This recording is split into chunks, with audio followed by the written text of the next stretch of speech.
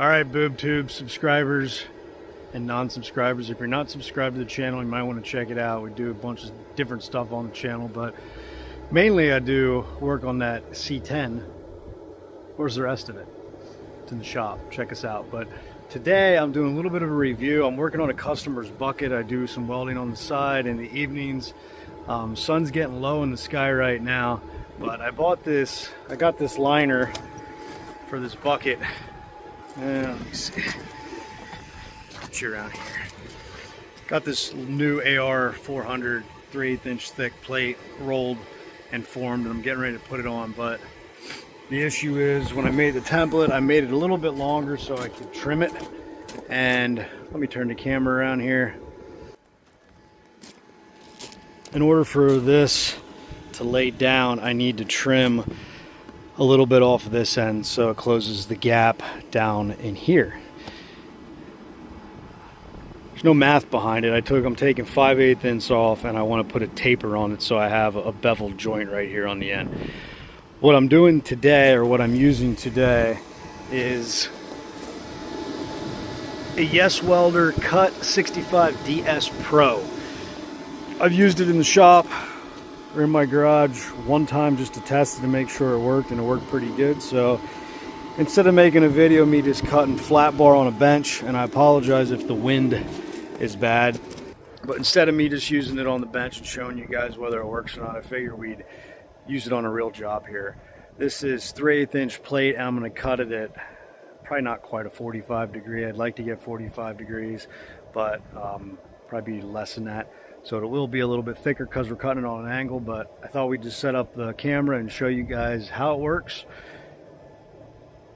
It worked good inside. I'm hoping it works good here. So we'll get the camera set up, and you'll see. I'm going to start down on this end. I have a piece of square bar that I'm going to lay the torch on to give me my bevel. After I get started, I'm going to stop and then clamp that on and then continue. So we'll set up the camera and get started. Fingers crossed it goes well. If not, we'll dig out the Hypertherm and roll the Hypertherm plasma cutter out, and I know that works well.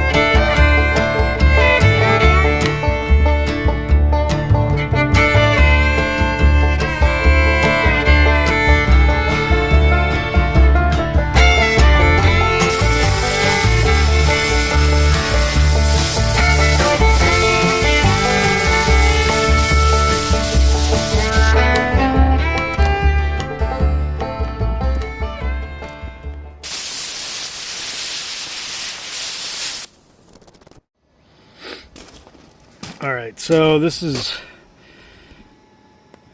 the cut. Do get some dross, and that's probably honestly user error as far as travel speed goes. If you move too slow, you get more dross, and if you go too fast, you don't pop all the way through. So let's see what we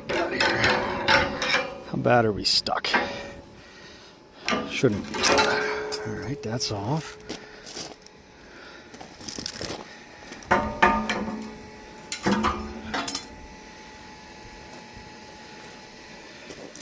This guy, I remember it blowing back right here, so she might be stuck.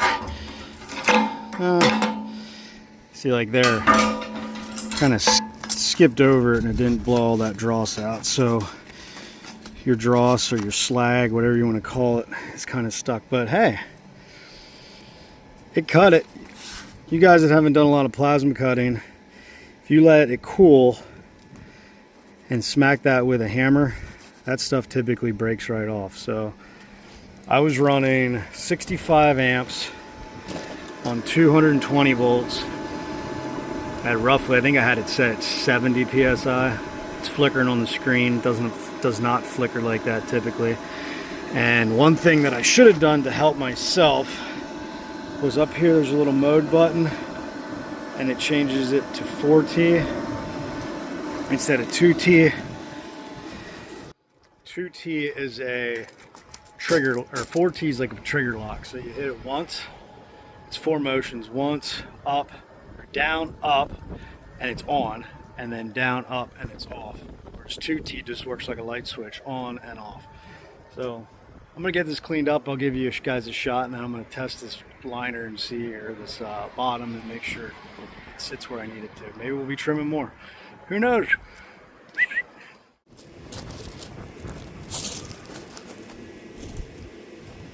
I got the 4T, that trigger lock on.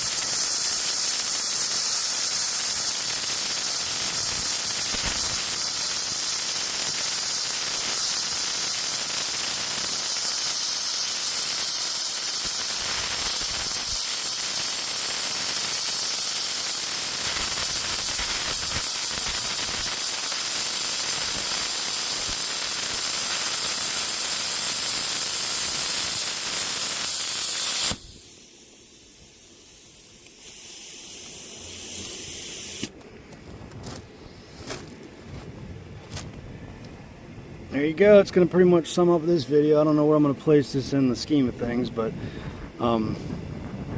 works good for 230 bucks or whatever it was. It's the YesWelder CUT-65 DS Pro. Alright, so there's it with most of the slag knocked off. So again, that's 3/8 inch material, cut at a bevel. Now I had my travel speed pretty decent right through here.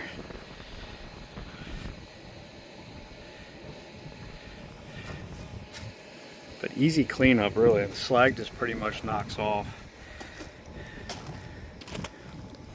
Before everyone starts hating and everything, I know it's not a Hypertherm. I sell Hypertherm, I sell Miller. They're great machines. But what I was buying this for was not a machine that I'm going to use every day or even every week. But I bought it Black Friday for 230 bucks or 225 bucks, shipped to my door. It's a 65 amp machine, runs on dual voltage. You can't beat it.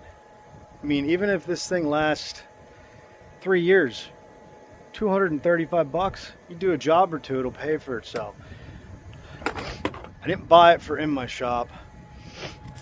I bought it for in my trailer. So I can run that. And that's another note.